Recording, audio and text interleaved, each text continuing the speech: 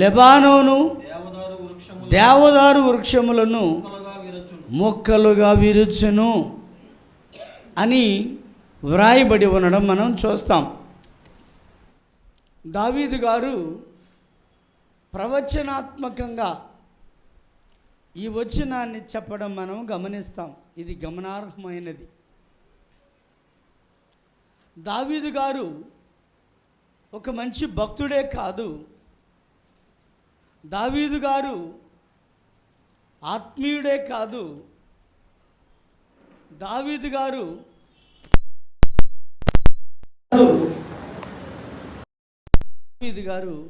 ఒక ప్రవక్త కూడా. దేవుని ఆత్మ ప్రత్యక్షత కలిగిన వాడు, దేవుని అభిషేకము కలిగి ఉన్నవాడు, దేవునికి చాలా దగ్గరగా అంటే భక్తిపూర్వకమైనటువంటి ఆరాధనా నాయకునిగా పాడి స్తుతిస్తూ ప్రభుని కనపరుస్తున్నటువంటి ఒక గొప్ప గాయకునిగా దేవునిలో ఎదుగుతూ ఉన్నటువంటి వాడు. ఒక పొజిషన్లో తాను ఉన్నా దేవుని కంటే ఎక్కువైన వాడిని కాదని దేవుని దగ్గర తనను తాను ఎంతైనా తగ్గించుకోగలిగిన ఒక మంచి స్వభావం ఉన్నటువంటి వ్యక్తి దావీదు. దావీదు జీవితంలో ఎన్నో ఘట్టాలు ఆనందకరమైనవి ఉన్నా, విషాదపూరితమైనవి ఉన్నా, విలాపముతో కన్నీటితో తను ఉన్నా దేవునికి మాత్రం ఎప్పుడు దగ్గరగానే ఉండేవాడు. దేవునికి స్తోత్రం చెప్తారు గట్టిగా. ఈరోజు మన ధ్యాన భాగం అంశం చెప్తున్నాను, వ్రాసుకోండి. నిన్ను బట్టి గర్వించకు, దేవుని బట్టి.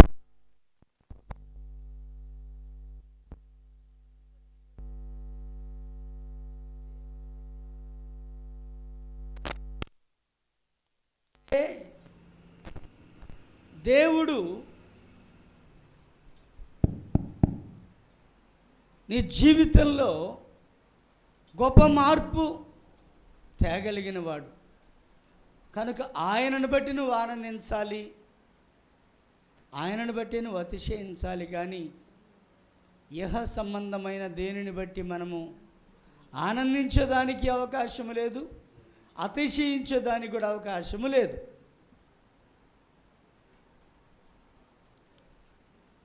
ఈ 5వ వచనాన్ని మనం జాగ్రత్తగా క్షుణ్ణంగా పరిశీలన చేద్దాం.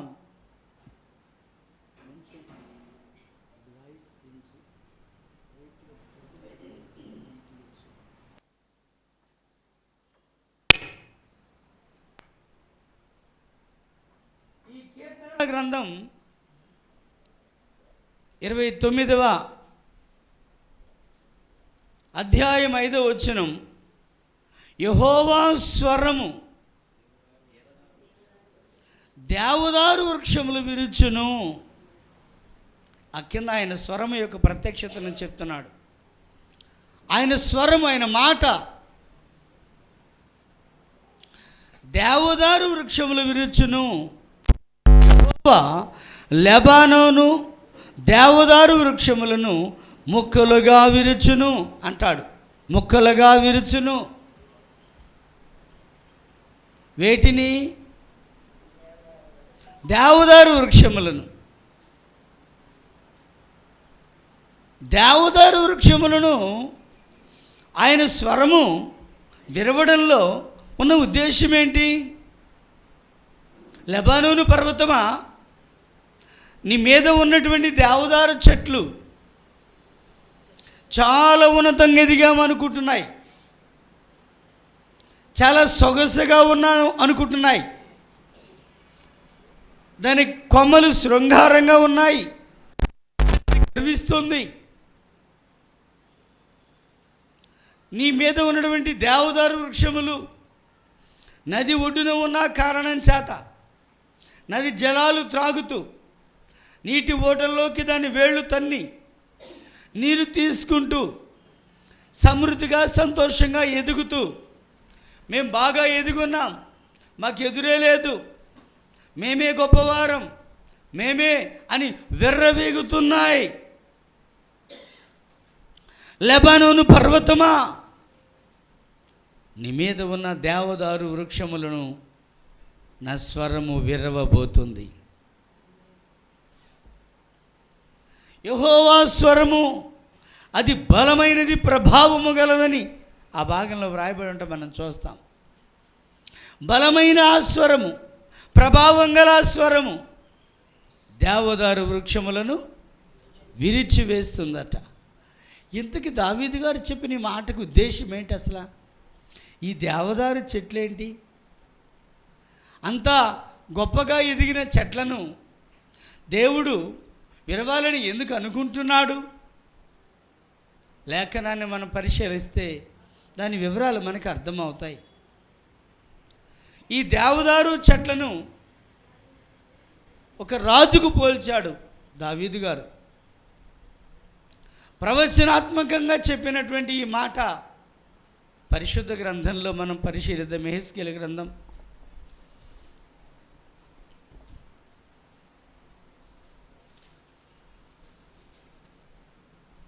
31వ అధ్యాయం, పాత నిబంధన గ్రంథంలో పేజీ నెంబరు 713.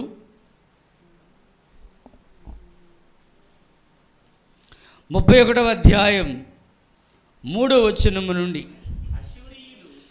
అష్షూరీయులు లెబానోను దేవదారు వృక్షమైనట్లుగా ఉన్నారు అంటాడు. ఇక్కడ ఏమంటాడు?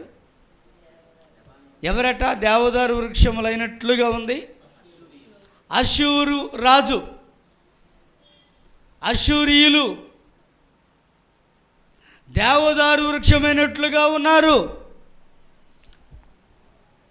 మేము బాగా ఎదుగుతున్నామని అనుకుంటున్నటువంటి వారిగా ఉన్నారు. దాని కొమ్మలు శృంగారములు, దాని గుబురు విశాలము, దాని కొన బహు ఎత్తైనందున మేఘములకు అంటింది. నీళ్లుండడం వలన అది మిక్కిలి గొప్పదయింది. లోతైన నది ఆధారమైనందున అది మిక్కిలి ఎత్తుగా పెరిగింది. అది ఉండు చోటున ఆ నది కాలువలు పారుచు పొలములలోని చెట్లన్నిటికీ ప్రవహించింది. కాబట్టి అది ఎదిగి పొలములోని చెట్లన్నిటికంటే ఎత్తుగలిగిందిగా ఉంది. దాని శాఖలు బహు విస్తారములుగా ఉన్నాయి. నీరు సమృద్ధిగా ఉన్నందున దాని చిగుళ్ళు పెద్ద కొమ్మలు అయిపోతూ ఉన్నాయి. ఇక్కడ మనం దీన్ని 12వ వచనం వరకు చదువుకుంటూ వెళితే దీని యొక్క విశిష్టతను గురించి మాట్లాడుతున్నాడు. అష్షూరు రాజట తన సైన్యమును బలపరుచుకున్నాడట దేవుని దయలో మాత్రమే. దేవునికి స్తోత్రం. ఎలాగే చెప్పండి? దేవుని దయలో. ఆ సంగతి మర్చిపోయి నేను గొప్పవాణ్ణి, నేను మహారాజును, నాకెదురు లేదు, నా సింహాసనము శాశ్వతము, నేనేం చేసినా నన్ను ప్రశ్నించగలవారు లేరు, నేనేం మాట్లాడినా నాకెదురు లేదు అనేటువంటి ఒక ఉద్దేశంతో అతిశయిస్తూ గర్వించి దేవునికిని దేవుని బిడలైన వారికిని కూడా వ్యతిరేకముగా దేవునిపై తిరుగుబాటు తత్వంతో విర్రవీగుచున్నాడు అష్షూరు రాజు. ఎవరు? అందుకని ఎదిగిన ఒక దేవదారు వృక్షాన్ని పోల్చి మాట్లాడుతూ దావీదు గారు యెహోవా స్వరము నిన్ను విరిచిద్ది అన్నాడు. స్తోత్రం చెప్పండి గట్టిగా. ఏమన్నాడు? యెహోవా స్వరము నిన్ను విరుచును. ఎందుకు? అతిశయించావు, నువ్వు గర్వించావు, నీ మనస్సులో అహంభావం చోటు చేసుకుంది, నీ మనస్సులో గర్వానికి తావిచ్చిన కారణం చేతనే నువ్వు విర్రవబడుతున్నావు. అష్షూరు రాజా, నీ జీవితంలో ఓటమిని సవిచూడబోతున్నావు, అపజయాన్ని సవిచూడబోతున్నావు. కారణం నీ గర్వమే. ఎంత చక్కగా మాట్లాడుతున్నాడంటే, అతిశయించే వారికి, గర్వించేటువంటి వారికి నా బలము, నా బలగము, నా ఖ్యాతి, నా గొప్పతనము, నా పదవి అని విర్రవీగుచున్నటువంటి వారందరికీ ఆదర్శవంతమయ్యే రీతిలో ఈ మాటలు ఉండే విధంగా దావీదు అలనాడే ప్రవచనం చెప్పాడు. దేవుని బిడ్డలారా, అష్షూరు రాజు అసలు ఎంత మోసపూరితమైనటువంటి అభిప్రాయములు కలిగిన వాడు అంటే, మీకు రాజుల గ్రంథంలో ఒకసారి ఈ భాగాన్ని మీరు గమనించండి. రాజుల 2వ గ్రంథం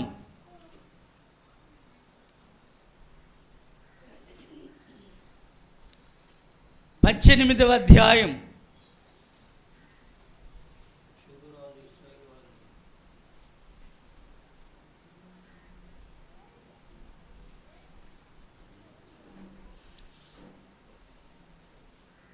31వ వచనం నుండి చదువుదాము.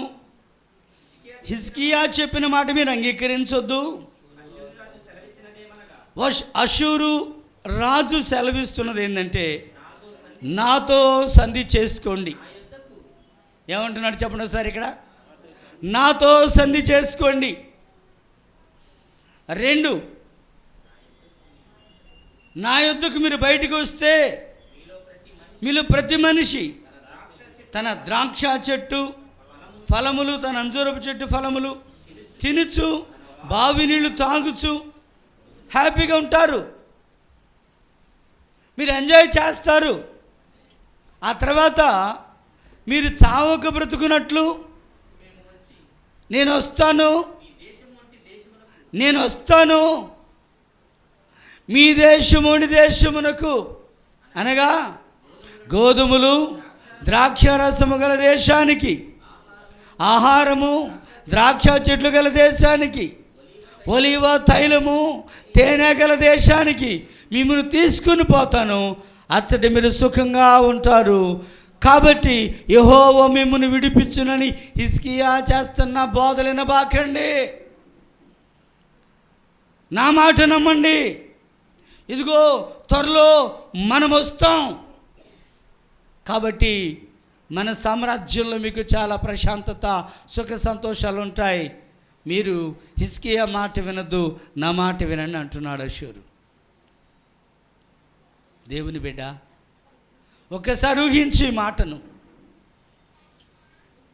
ఒకసారి గమనించి మాటను, ఆశ చూపి మోసం చేసేటువంటి ఏ వ్యక్తి అయినా చెప్పేటువంటి మాటలు ఇవే అంటానికి గొప్ప నిదర్శనాలుగా ఉన్నాయి. హిజ్కియా రాజ్యంలో, హిజ్కియా పాలనలో తన ప్రజలను గూర్చి అష్షూరు పలుకుతున్నాడు. తన ప్రజలను మోసగించుటకు అష్షూరు మాట్లాడుతున్నాడు. అష్షూరు రాజు మాట్లాడుతున్నాడు. అష్షూరు రాజు యొక్క ఆ మాటలు గమనించారా? నేను వస్తాను, మిమ్మల్ని తీసుకుని వెళ్తాను, చాలా మంచి మంచి గొప్ప గొప్పవన్నీ కూడా మీకు అనుగ్రహిస్తాను, సుఖంగా సంతోషంగా ఉంటారు మీరు అంటున్నాడు. దేవుడు అంటాడు, లెబానోను పర్వతమా, గర్వించిపోయినటువంటి ఆ దేవదారు వృక్షాన్ని విరవబోతున్నా. స్తోత్రం చెప్పండి గట్టిగా. దాన్ని విరిచివేయబోతున్నాను, యెహోవా స్వరము దానిని విరుస్తుంది అంటాడు దావీదు.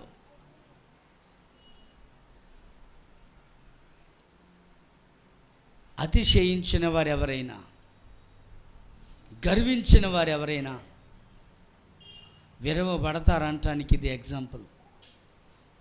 ఇక్కడ ఈ అష్షూరు రాజు ఇజ్రాయేలీలను మోసపుచ్చుటకు అసలు ఎంత పనాగములతో ఈ మాటలు మాట్లాడుతున్నాడో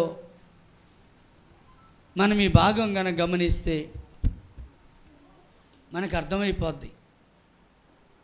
పరిశీలించవలసినటువంటి గొప్ప విషయాలు ఇందులో ఉన్నాయి. మోసపూరితమైన ఏ మాటను నమ్మద్దు. నీ దేవుని మాట కాకుండా ఇక ఏ మాట నీ చెవినబడినా అది నిన్ను మోసపుచ్చేది. పరిపాలకుడిగా ఉన్న రాజు సామ్రాజ్య పాలన కోసమై పరితపించేవానిగా ఉంటాడు. తన సామ్రాజ్యాన్ని గొప్పగా చూసుకోవడానికి, తన సామ్రాజ్యాన్ని ఉన్నత స్థాయిలో ఉంచుకోవడానికి ప్రయత్నం చేస్తుంటాడు ఎప్పుడు. అయితే తన ప్రజల శ్రేయస్సు తనకంటే ఎక్కువగా కోరేవాడా అష్షూరు రాజు?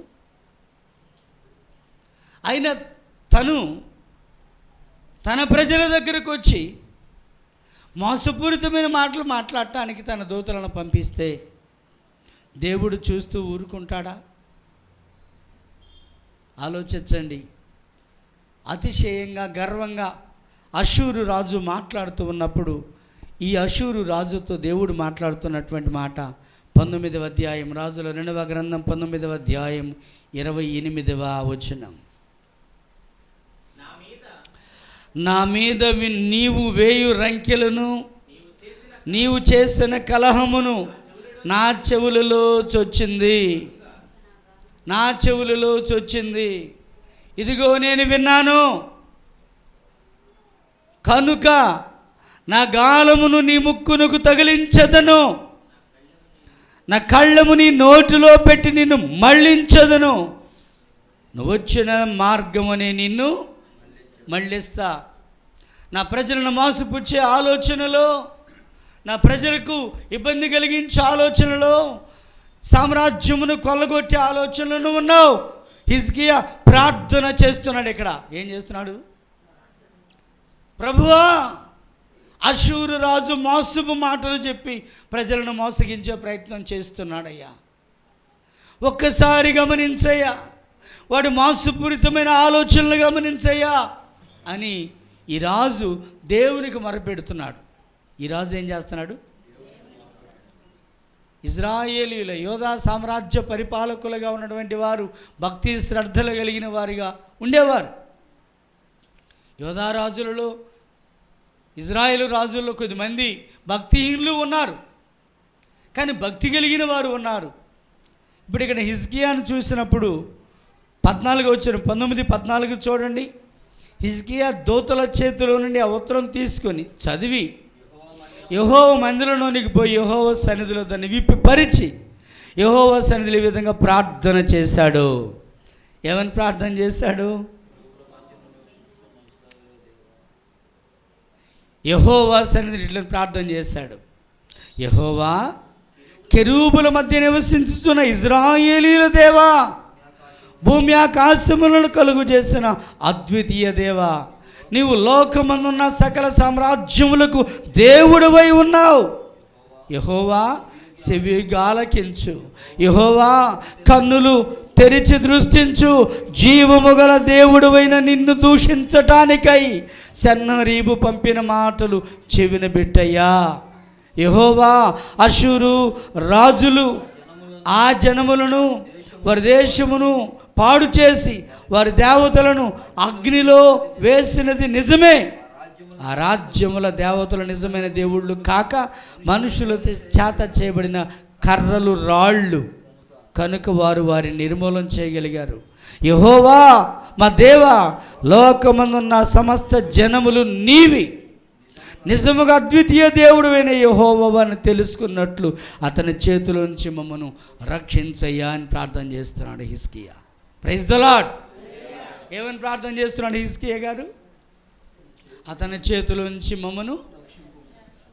దేవుని జనాంగమా, ఒక రాజుగారేమో ప్రార్థనాపరుడు, ఆత్మీయుడు. అష్షూరు రాజేమో గర్విష్టి, అతిశయము కలిగినవాడు. అతను పలుకుతున్న మాటలు ఏంటంటే, ఎందరో రాజ్యాలను కూలగొట్టాను, వారి దేవతలలో వారి దేవుళ్ళు వాళ్ళని కాపాడారా? హిజ్కియా, నీ రాజ్యాన్ని కూడా కూలగొట్టబోతున్నాను, వాళ్ళ దేవతల కంటే నీ దేవుడు గొప్పడు అనుకుంటున్నావా? నా చేతుల నుంచి తప్పించేవాళ్ళు లేడు అని విర్రవీగాడు, అతిశయించాడు. మోసపు మాటలు ప్రజలకు చెప్పి ప్రజలను మోసగించే ప్రయత్నం కూడా చేశాడు. అది కూడా మనం చదివాం. మీకు ద్రాక్ష చెట్లు కలిగిన దేశాన్ని ఇస్తాను, ఆహారాన్ని ఇస్తాను, తైలాన్ని ఇస్తాను, మీరు సుఖంగా ఉంటారు, నా మాట నమ్మండి, ఖచ్చితంగా నెక్స్ట్ మనమే ఇక్కడ సామ్రాజ్యం పరిపాలన చేయబోతున్నాం, హిజ్కియా మాట వినబాకండి అన్నాడు. దేవుడు అంటాడు, హిజ్కియా నా సేవకుడు. స్తోత్రం చెప్పండి గట్టిగా. హిజ్కియా ఎవరు? నా సేవకుడు. నా ప్రజల మీద, నా సేవకునికి విరుద్ధంగా నువ్వు పలుకుతున్న ప్రతి మాట నేను విన్నాను. దేవుడు అంటున్నాడు, ఆ మాట చదివాం కదా, నీవు నా మీద వేయు రంకెలు, నువ్వు చేస్తున్న కలహము నా చెవులలో చొచ్చెను.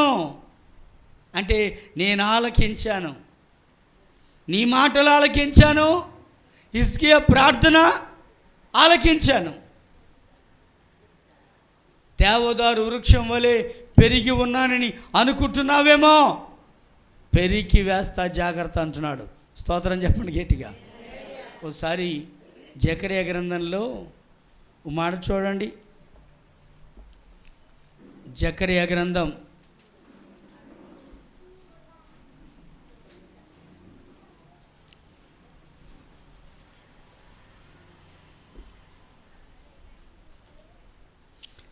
11వ అధ్యాయం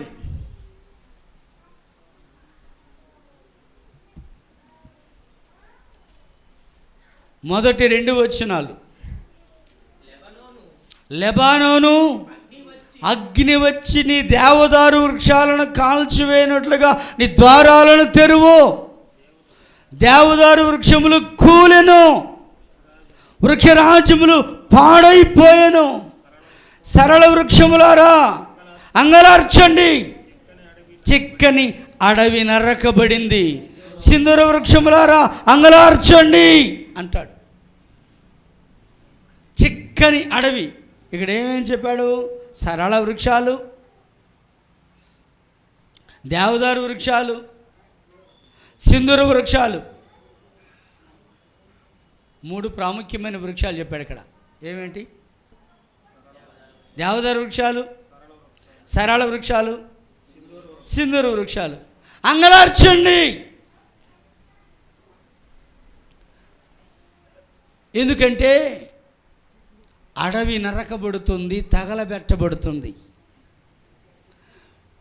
ఈ అడవిలో ప్రఖ్యాతి కలిగినవిగా ఉన్నటువంటి ఈ 3 జాతులు, ఏది?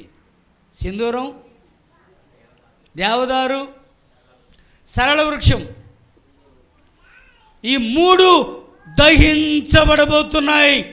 అంగలార్చండి. లెబనోను పర్వతమా ద్వారాలు తెరువు, దేవుని ఉగ్రత రాబోతుంది. ఎందుకు? గర్వించి అతిశయించి నా సేవకులకు, నా ప్రజలకు, నా సామ్రాజ్యానికి వ్యతిరేకంగా గర్వపు మాటలు మాట్లాడుతున్నటువంటి అష్షూరు రాజుకి ఈరోజు చేతిలో మూడింది. దేవుని బిడలారా ఆలోచించండి. హిజ్కియా ప్రార్థన చేసుకుంటూ ఉండేవాడు. హిజ్కియా భక్తి కలిగిన వాడు, తొందరపడేవాడేం కాదు. కనుక మనం ఏం చేసినా చెల్లుబాటు అవుతుంది అనుకున్నాడు అష్షూరు రాజు. కానీ ప్రార్థన చేసుకుంటూ ఉండేవాడే గనక, భక్తి కలిగిన వాడే గనక దేవుడు జోక్యం చేసుకున్నాడు. స్తోత్రం చెప్పండి. ఎవరు జోక్యం చేసుకున్నారు? ఆ రాజు పక్షంగా దేవుడు జోక్యం చేసుకున్నాడు. ఏ సమస్య వచ్చినా ప్రార్థన చేసుకుంటూ దేవుని మీదే ఆధారపడుతూ ఉండేటువంటి వాడు హిజ్కియా. దేవుని మీద ఆధారపడుతూ పరిపూర్ణ భక్తితో తను కొనసాగుతూ ఉన్నాడు గనక ఇతను ఏం చేయలేడు, మనదే హవా అనుకున్నాడు అష్షూరు. అష్షూరు రాజు చేతిలో నుంచి వారిని విడిపించడానికి శక్తి దేవునికి ఉంది. దేవునికి స్తోత్రం. నీ దేవుడు విడిపించలేడు అన్నాడు. దేవుడే జోక్యం చేసుకొని, నువ్వు వరిసిన అరుపులు, వేసిన కేకలు నా చెవులలో చొచ్చని అంటున్నాడు. స్తోత్రం చెప్పండి. దేవుని బిడలైనటువంటి వారు చేస్తున్న ప్రతి మాట ఆలకించే దేవుడై ఉన్నాడు నీ దేవుడు. దేవునికి స్తోత్రం. యెషయా గ్రంథం 31వ అధ్యాయంలో ఒక మాట చూస్తాం.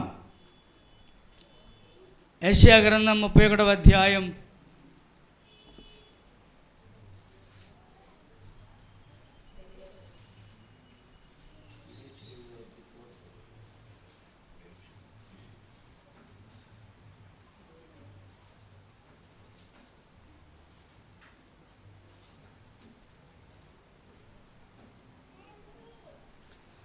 37.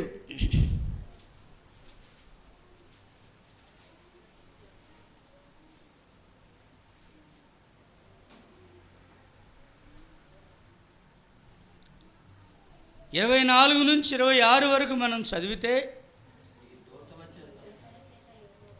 నీ దూతల చేత యెహోవాను తిరస్కరించి నువ్వు ఈ విధంగా పలికావు, నా రథాల సముదాయంతో నేను నా పర్వత శిఖరాల మీదికి లెబానోను పార్శ్వములను ఎక్కుతున్నాను, ఎత్తుగలదాని దేవదారు వృక్షములను శ్రేష్టమైన సరళ వృక్షమును నరుకుతున్నాను అంటాడు. అక్కడ ఆలోచించండి. కిందకి మనం చదివితే, వాని దూరపు సరిహద్దుల్లో సత్రాలలోనికి, కర్మెలు ఫలవంతములు క్షేత్రమైన అడవిలోనికి ప్రవేశిస్తున్నాను. నేను తవ్వి నీళ్లు పానం చేస్తున్నాను.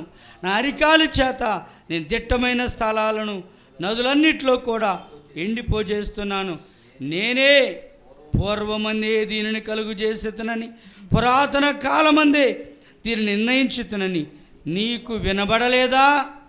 ప్రాకారము గల పట్టణములను నీవు పాడు దెబ్బలుగా చేయడానికి నా వలన కదా సంభవించింది. అష్షూరు రాజు సెనరీబు.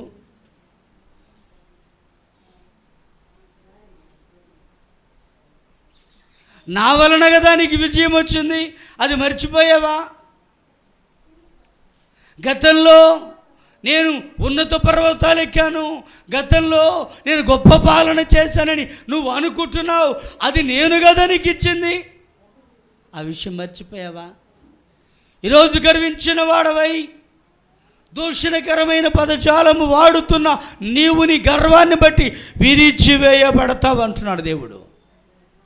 స్తోత్రం చెప్పండి. నీ గర్వాన్ని బట్టి విరిచివేయబడబోతున్నావు. గతంలో పాలన చేసావంటే నా వలనే కదా. ఆ సంగతి మర్చిపోయి విర్రవీగుచు నేను మహా గొప్ప పరిపాలన గతం నుండి చేస్తున్నాను, ఇప్పుడు చేస్తాను అని ఇజ్రాయేలులను భయపెడుతున్నావు, భయకంపితులను చేస్తున్నావు, ఇష్ట ప్రకారముగా విర్రవేగుతున్నావు, నీ గర్వమును అణచబోతున్నాను అంటున్నాడు దేవుడు. అతిశయించుతున్నటువంటి అష్షూరు రాజు యొక్క కొమ్మలను విరవబోతున్నాడు దేవుడు. ఒకసారి ఆలోచించండి. ఆ ప్రకారముగా గర్వించినటువంటి, గర్వపు మాటలు పలికినటువంటి అష్షూరు రాజు తనకు తానే వచ్చిన దాన్ని వెళ్ళిపెట్టగా చేశాడు దేవుడు. దేవునికి స్తోత్రం. హల్లెలూయా. దేవుని బిడ్డలారా, ఎప్పుడు కూడా నీవు జ్ఞాపకం ఉంచుకోవాల్సిన విషయం, నీ దేవుని మీద నువ్వు ఆధారపడితే దేవుడు నిన్ను వ్యర్థునిగా చేయడు. దేవుడు నిన్ను ఒంటరిగా విడవడు. దేవుడు నిన్ను చూస్తూ ఊరుకునేవాడు కాదు. నీ ఆపదలో చేయి విడిచేవాడు కాదు. నీ కష్టములో నిన్ను వదిలిపెట్టేవాడు కాదు. ప్రవచనాత్మకమైన దావీదు గారు పలికిన మాట 29వ అధ్యాయంలో 5వ వచనం కీర్తనలో మనం ఇందాక చదివాం. యెహోవా స్వరము దేవదారు వృక్షములను విరుచును, విరిచేస్తుంది. అతిశయంగా మాట్లాడే వ్యక్తులు, గర్వంగా మాట్లాడే వ్యక్తులు, అది ఏది ధనమున్నదనో, బలమున్నదనో, బలగమున్నదనో, సామ్రాజ్యమున్నదనో, అందమున్నదనో, ఐశ్వర్యమున్నదనో అతిశయించావు, గర్వించావు అంటే గొప్ప కీడు నీకు సంభవించిద్ది. ఎప్పుడు కూడా అతిశయోక్తి నీలో ఉంది అంటే ఖచ్చితంగా నీవు విర్రవబడతావు. చెప్పండి, ఎట్లా విరవబడతావు? ఇప్పుడు ఇక్కడ హిజ్కియా రాజు కంటే నేను మహా తెలివి గలవాడను, నేను మహా గొప్పవాడును అనుకుంటున్నాడు అషూరు రాజు. దేవుడు అంటున్నాడు, విరిచివేయబోతున్నానని. జాగ్రత్త. ఎప్పుడు కూడా మనము దేవునికి మించి తెలివి గలవాళ్ళము కాలేము. స్తోత్రం చెప్పండి గట్టిగా. అతిశయించే ఏ వ్యక్తి అయినా తెలుసుకోవలసిన సంగతి, ఒక చిన్న బలహీనత దేవుడు పెట్టాడంటే ఇక నీ స్థితి ఏమైద్దో, నీ పరిస్థితి ఏమైద్దో. ఒకడు వ్యాధిగ్రస్తుడై క్షీణించిపోయినట్లుగా సకలం క్షీణించిపోతాయి, హరించుకుపోతాయి. దేవుడు గనక కన్నెర్ర చేశాడంటే ఆయన దగ్గర నిలవదగిందేమీ లేదు మనకి. ఆయన కన్నెర్ర చేశాడంటే మన అతిశయాలు, మన గర్వాలు, మన ప్రతి విధమైనటువంటి బలాతిశయాలు ఏమవుతాయో. ఒక చిన్న బలహీనత చాలు. యెషయా గ్రంథంలో ఓ మాట అంటాడు. యెషయా గ్రంథం 10వ అధ్యాయం 18వ వచనంలో, ఒకడు వ్యాధిగ్రస్తుడే క్షీణించిపోవునట్లుగా శరీర ప్రాణాలతో కూడా అతని అడవికి, అతని ఫలభరితమైన పొలముకు కలిగిన మహిమ అది నాశనము చేస్తుంది అంటాడు. అంటే ఒక వ్యక్తికి కనుక ఒక వ్యాధి వస్తే అది ఆస్తినే కాదు, పొలాలను కూడా హరించుకుపోగలిగిద్దంట. దేవుని యొక్క కోపము ఒక వ్యాధి రూపంలో వస్తే ఏం చేసినా ఆ వ్యాధి తగ్గించుకోవడానికి ఆస్తిపాస్తులు అమ్మినా, పొలాలు అమ్మినా ఆ వ్యాధి నయం కాదట. అనేది ఒక చిన్న జబ్బు జాలు నిన్ను గందరగోళం చేయటానికి, ఒక చిన్న బలహీనత చాలు నిన్ను విరిచివేయడానికి. అషూరు రాజు వలె గర్విస్తున్నావేమో, అషూరు రాజు వలె బలాధిక్యతలు ఉన్నాయనుకుంటున్నావేమో, విరిచివేయబడతావు అంటాడు దేవుడు. విధేయత కలిగి ఉండాలి. Praise the Lord. ఎలా ఉండాలి? విధేయత కలిగి ఉండాలి. ఆయన కోపము ఎదుట మన అందము కానీ, మన బలము కానీ, బలగము కానీ, ఆస్తులు కానీ, శౌర్యములు కానీ, పరాక్రమములు కానీ, పదవులు కానీ, ఉద్యోగాలు కానీ ఏవి ఆగవు. మనం గుర్తించాల్సింది ఏంటంటే ఇవి దేవుని వలన మనకివ్వబడ్డాయి. స్తోత్రం. మనం ఏది కలిగి ఉన్నా అది దేవుని దయ వలన కలిగి ఉన్నాం. ఆయన లేకుండా మనకేది లేదు. మొదట ఆయన ఉండాలి, ఆ తర్వాత ఆయన ద్వారా సకలం మనకి అనుగ్రహించబడతాయి. కనుక దేవుని బిడ్డలారా, దేవునిపై పరిపూర్ణమైన విశ్వాసంతో, ఆత్మీయతతో మనము కొనసాగవలసిన వారమై ఉన్నాము. ఆత్మీయతతో ఎదగవలసిన వారమై ఉన్నాము. ఈ యొక్క దేవదారు చెట్లు ఉన్నతంగా ఉన్నాయి అనుకోవడానికి అవకాశాలు లేవు. దేవదారు చెట్ల వలె నేను ఎత్తుగా ఉన్నాను అనుకోవడానికి అవకాశాలు లేవు. యెషయా గ్రంథం 34 10వ అధ్యాయం 34 వచనంలో 33, 34 చూడుడి, ప్రభువును సైన్యములకు అధిపతియునగు యెహోవా భీకరముగా కొమ్మలను తెగగొట్టగా మిక్కిలి ఎత్తుగల చెట్లు నరకబడతాయి, ఉన్నతమైనవి కూడా పడిపోతాయి. ఆయన అడవి పొదలను ఇనప కత్తితో కొట్టేస్తాడు. లెబానోను బలవంతుడైన ఒకని చేత కూలిపోతాడు. లెబానోను లెబానోను పైనటువంటి దేవదారు వృక్షాల వలె ఉన్న అష్షూరు రాజు బలవంతుడైన ఒకని చేత కూలిపోతాడు. అంటే నేను బాగా ఎదిగాను, ఇక నన్ను ఎవరేం చేయలేరు అనుకుంటే దేవుడు అంటాడు, నీకంటే బలవంతుడైన మరొకరిని తీసుకుని వచ్చి నిన్ను నేను కూల్చేస్తాను. హల్లెలూయా. ఒక గొప్పవాణ్ణి నేను అనుకుంటే, దేవుని కంటే గర్వం నీలో జ్వరబడిందంటే నీకంటే గొప్పవాడిని ఇంకొకరిని తెచ్చి నిన్ను కూలదొరికేస్తాడు. అతిశయం వద్దు, గర్వము వద్దు, అహంకారం ఉండకూడదు. మనిషిలో విధేయత కావాలి. ఇవి నాకు దేవుని దయ వలన దొరికినాయి అని విశ్వాసం ఉంచాలి. అది లేకపోతే ఏదైనా కోల్పోతాం మనం. స్తోత్రం చెప్పండి. కనుక ఈ లోకములో ఏది ఉన్నా అది దేవుని వలన మనకి ఇవ్వబడింది. ఏది ఉన్నా దేవుని వలన మనకి ఇవ్వబడింది. అది కనుక ఏది కలిగి ఉన్న దాన్ని బట్టి దేవానికి స్తోత్రం అనే మనసు కావాలి. ఏది కలిగి ఉన్న దేవానికి వందనాలయ్యా, నువ్వు ఇచ్చావు నాకు, ఈ స్థాయి నాకు ఇచ్చింది నువ్వు, ఈ స్థితి నాకు ఇచ్చింది నువ్వు, ఈ అభివృద్ధి నాకు ఇచ్చింది నువ్వు, ఈ ఆశీర్వాదం నాకు ఇచ్చింది నువ్వు అనే మనస్సు నీలో రాకపోతే, నీకు కలిగి ఉన్న దాన్ని బట్టి గర్వించిన, అతిశయించిన, విర్రవీగిన విరిచి వేస్తాడాయన. కనుక దేవుని దగ్గర మనం ఎలా ఉండాలి? విధేయతగా ఉండాలి. Praise the Lord. హల్లెలూయా. అంటే నేను బలవంతుణ్ణి అనుకుంటే నీకంటే బలవంతుణ్ణి ఇంకొకటి తీసుకొచ్చి నిన్ను కృంగదీస్తాడు. కనుక ఎప్పుడు కూడా దేవుని ఎదుట విధేయత కలిగిన పిల్లలంగానే మనం ఉండాలి. ఆయన మహా గొప్ప రాజు, మహా గొప్ప పరిపాలకుడు. ఆయన రాజ్యము శాశ్వతమైనది. దానియేలు గ్రంథంలో ఈ ప్రవచనాలు చూస్తాం మనం.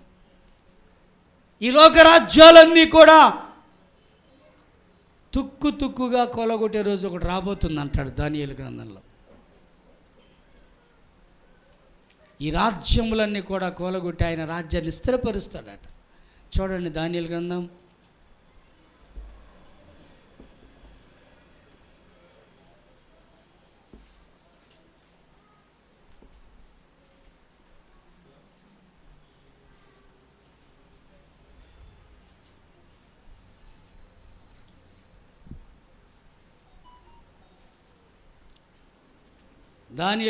2వ అధ్యాయం 44 వచనం. ఆ రాజుల కాలములో పరలోకమందున్న దేవుడు ఒక రాజ్యమును స్థాపిస్తాడు, దానికి అన్నిటికీ నాశనము కలగదు. ఆ రాజ్యము దాన్ని పొందిన వారికి గాక మరెవరికి చెందదు. అది ముందు చెప్పిన రాజ్యాలన్నిటినీ పగలగొట్టి నిర్మూలము చేయును. కానీ ఆ దేవుడు స్థాపించే రాజ్యము యుగాయుగములు నిలిచే రాజ్యమట. స్తోత్రం చెప్పండి గట్టిగా. ఆయన రాజ్యమే శాశ్వతం,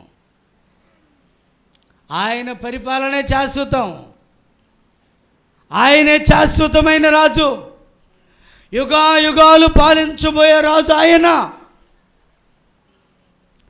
కనుక మనం ఈ లోకంలో అతిశయిస్తున్నామా?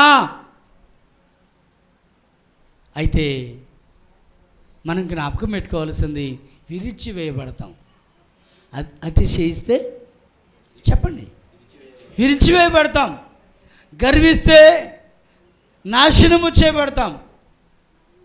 నాశనమునకు ముందు అంటే గర్వం ఉంది అంటే నెక్స్ట్ అది. అంటే ఒక వ్యక్తి జీవితంలో ఒక గర్వం చోటు చేసుకుంది అంటే మనం గుర్తించాల్సింది ఏంటంటే ఆ నెక్స్ట్ నాశనం ఉంది. ఆ నాశనం ఆ వ్యక్తి రావడానికి కారణం తన గర్వమే.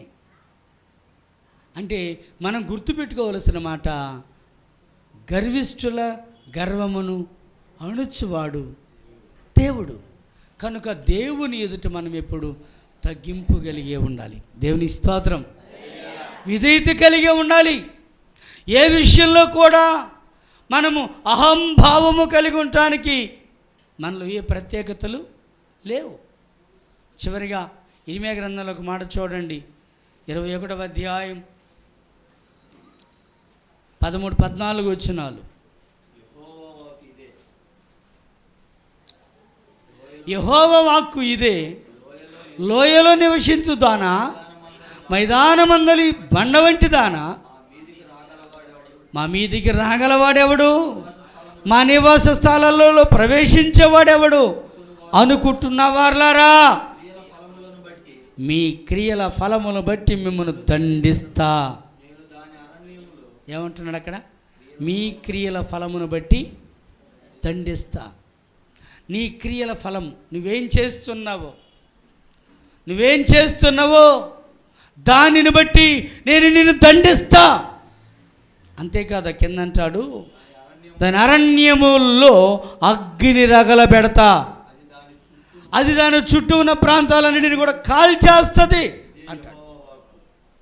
దేవుని మాట అంటే ఇది. ఎవరి మాట? యెహోవా వాక్కు. దేవుని బిడలమైన మనం గుర్తించవలసిన విషయం, దేవుని కంటే మించిన జ్ఞానము గలవారమని మనం అనుకోవడానికి లేదు. దేవుని కంటే మహా గొప్పవారము, తెలివి గలవారమని అనుకోవడానికి అవకాశమే లేదు. కీర్తనాకారుడు ప్రవచనం ఎంత గొప్పగా ప్రవచించాడు. యెహోవా స్వరము దేవదారు వృక్షములను విరచును. ఆ ప్రవచనంలో ఆయన చెప్పినటువంటి ఉద్దేశం, దేవదారు వృక్షముల వలె ఎదిగి ఉన్నాను, నీటి ఒడ్డులో నేను ఉన్నాను, నాకు అవసరం నీళ్ళన్నీ రెడీగా ఉన్నాయి, ఈ నీళ్లు పీల్చుకొని ఇంకా ఎదుగుతాను అనుకుంటుందట దేవదారు వృక్షం. దాని గురించి మాట్లాడి ప్రవచించాడు. దేవుని స్వరం విరవబోతుంది, నిన్ను అతిశయపడకు, గర్వించకు, నీళ్లు సమృద్ధిగా ఉన్నాయి, పుష్కలంగా తాగుతాను, ఎదుగుతాను, నా కొమ్మలు శృంగారంగా అలా పెరుగుతూనే ఉంటాయి, ఎన్నో పక్షులు జంతువులు నా నీడకు వచ్చి ఉంటాయి అని నువ్వు అనుకుంటున్నావేమో. విరిచివేయబోతున్నాను. దేవుని బిడ్డ అతిశయించిన తన అతిశయం నాశనానికి దారితీసింది. దేవుడు చెప్పాడు, ముక్కుకు గాలం తగిలిస్తా. ఏమన్నాడు? నువ్వు నా మీద వేస్తున్న రంకెలను కినబడ్డాయి, ముక్కుకు గాలం తగిలిస్తే జాగ్రత్త. ఏడక లాగాలో ఆడకి నీ నోటిలో కళ్ళెం పెడతా, ఇటు మళ్ళించాలో నిన్ను మళ్ళిస్తా. దేవునికి మనం ఎప్పుడు ధిక్కరించకూడదు, దేవుని ఎదురు అతిశయించకూడదు. అష్షూరు రాజుని గురించి దావీదు ప్రవచనం, యెషయా ప్రవచనం, జకర్యా ప్రవచనం సకలమును నెరవేరి ఆశ్చర్యకరముగా అష్షూరు కోల్చబడింది. కనుక దేవుని బిడ్డలారా, ఈరోజు ఈ భాగంలో మనం నేర్చుకోవాల్సిన ఒక పాఠం, ఏ స్థాయికైనా మనం ఎదగొచ్చు దేవునికి స్తోత్రం అందును బట్టి, కానీ దేవుని కంటే అతిశయించకూడదు. నీ దేవుని కంటే గర్వించకూడదు. ఏది నీకు వచ్చినా, ఏది నీకు ఇచ్చినా దేవుని వలన నీకు లభించింది. అది దాన్ని బట్టి నువ్వు దేవునికి స్తోత్రం చెప్పాలి, కానీ అతిశయించకూడదు. అలా అతిశయిస్తే మనము గర్విష్ఠులముగా మారిపోతాం. గర్వము నాశనానికి దారి తీసిద్ది, నాశనము మన పాడుకు దారి తీసిద్ది, పాడైపోతాం.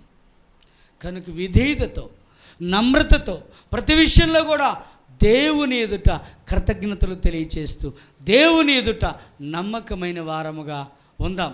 అతి కృప దేవుడు మనకి ఇవ్వాలని అందరం కలిసి ప్రార్థన చేద్దాం. తలలు వంచుదాం, ప్రార్థనలో ఏకీభవిద్దాం. ఒక్కసారి మనల్ని మనం దేవునికి సమర్పించుకుందాం.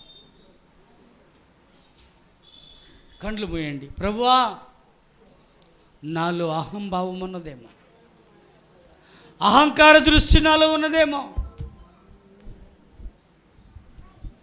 విధేయత నాలో లేదేమో,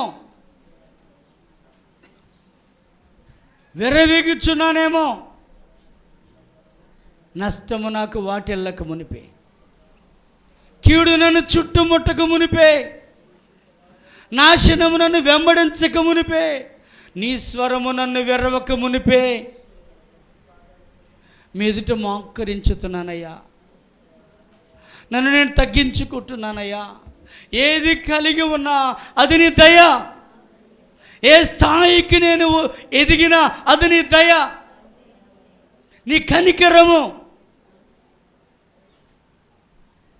అందరం ఏకీభవిద్దాం, ప్రార్థన చేద్దాం. భక్తి పూర్వకంగా ప్రభును స్తుతించుదాం, కొనియాడదాం. హల్లెలూయా, హల్లెలూయా, హల్లెలూయా, హల్లెలూయా. ఏకీభవించండి, ప్రార్థన చేయండి. ఇదిగో నీ దేవుని ఎదుట నిన్ను నీవు సరిదిద్దుకోవడానికి ఇది ఒక అవకాశం. దిద్దుబాటు నీకు అసహ్యం కాకూడదు. మీకు వందనాలు, వందనాలు, స్తోత్రాలు. మీకే స్తుతులు చెల్లిస్తూ మిమ్మల్ని గణపరుస్తున్నామయ్యా.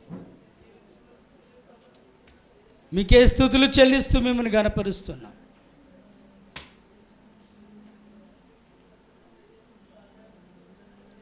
అద్వితీయుడైన తండ్రి,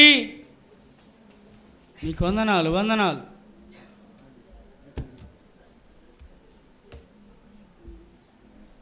మీకే స్తోత్రము స్తుతి చెల్లిస్తున్నా.